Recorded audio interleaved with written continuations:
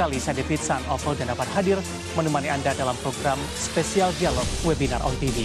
Setiap minggunya kita akan membahas tema-tema yang sangat menarik. Apa kabar ibu-ibu sekalian? Alhamdulillah baik. Salah satu ambisi daripada Kementerian Koperasi dan UMKM bersama Spesco adalah koperasi keren, baru, digital gitu kan, yang kita bisa IT.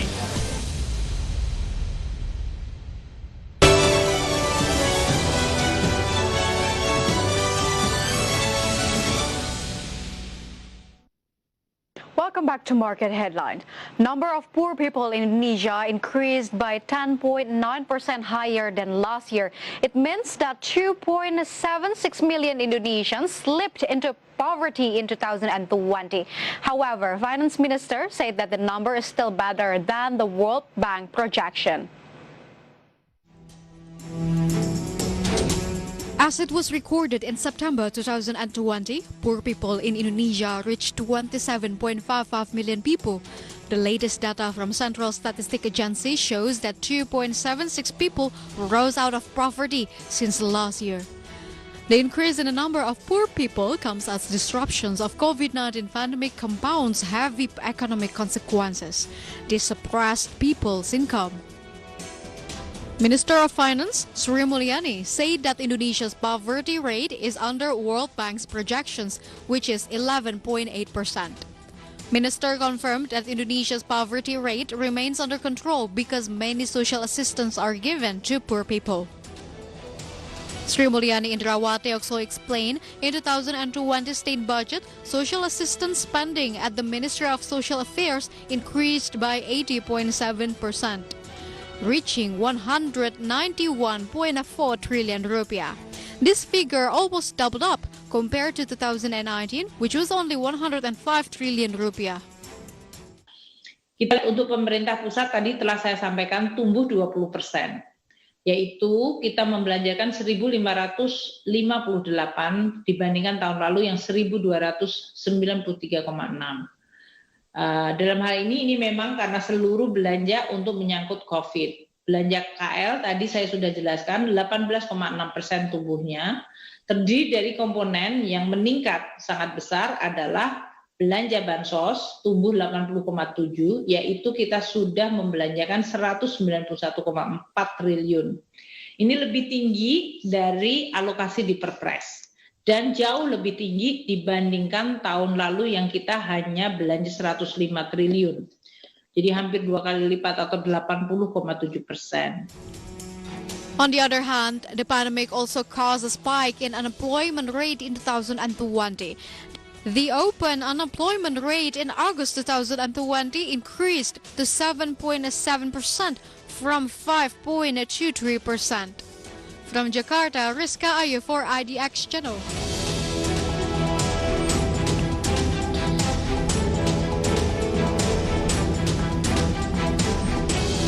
It is not that hard to see the inequality in Indonesia. Just go to the skyscraper building and see the surrounding through the window. We can see big malls, exquisite Victorian home, apartments, but not even 1 mile. We can see there are poor neighborhood in a slum area. And this kind of disparity can be explained through Gini index or Gini ratio.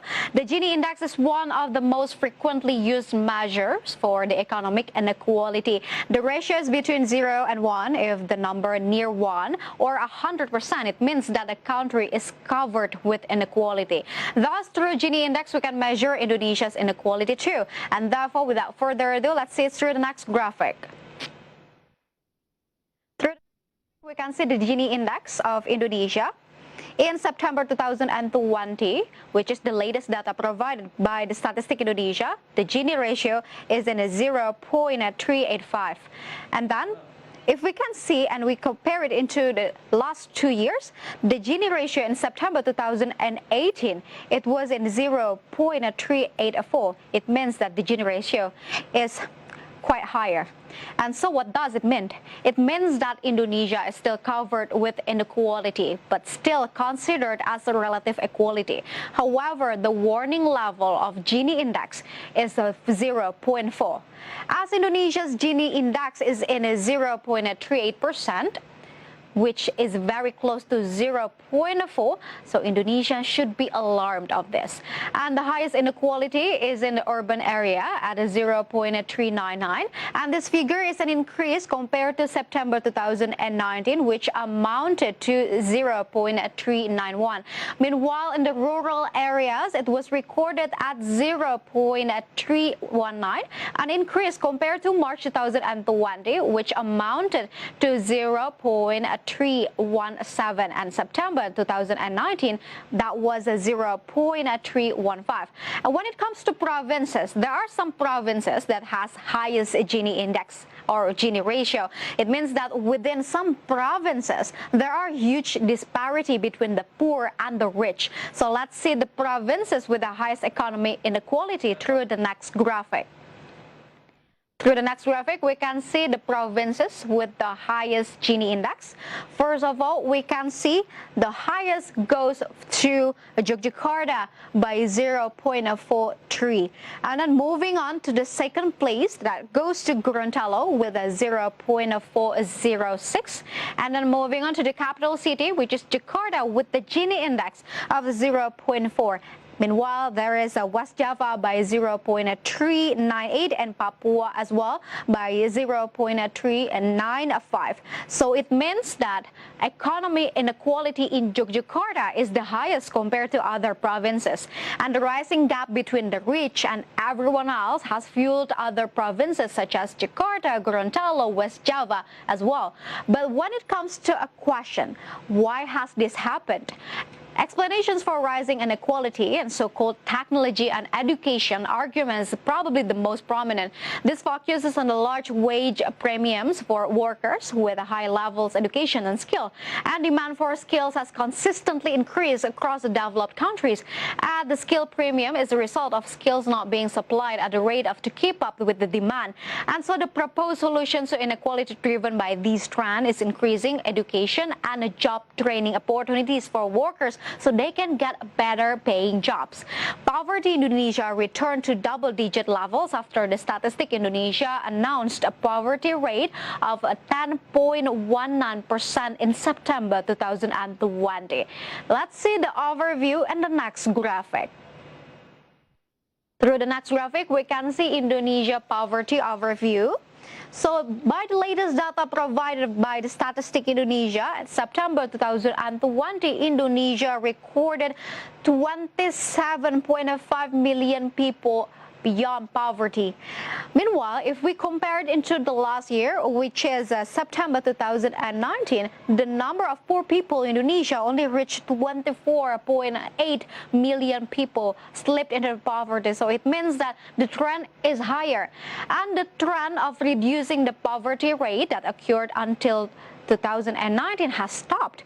As a percentage of poverty, this increased by 0.97% from 9.22% in September 2019 to be 10.19% as of September 2020. And despite of the large disparity at the beginning, this increase of number of poor people occurred due to the COVID-19 pandemic, which caused many activities not run as usual, so that people's income was depressed. Because of the pandemic, impact of a pandemic began to be felt in the first quarter of 2020. The percentage of poor people increased to 9.78% in 2020. So actually, decrease in income experienced by all level of society, but however, the low-income people are affected more deeply than the high-income ones. So there are provinces as well to have a highest poverty rate among other provinces. So let's take a look at the next graphic. Through the next graphic, we can see provinces with the highest poverty rate. It goes to Papua by 26.8%, and then West Papua by 21.7%, and then East Nusa Tenggara by 21.21%, followed by Maluku by 17.99%, and also Gorontalo by 15.59%.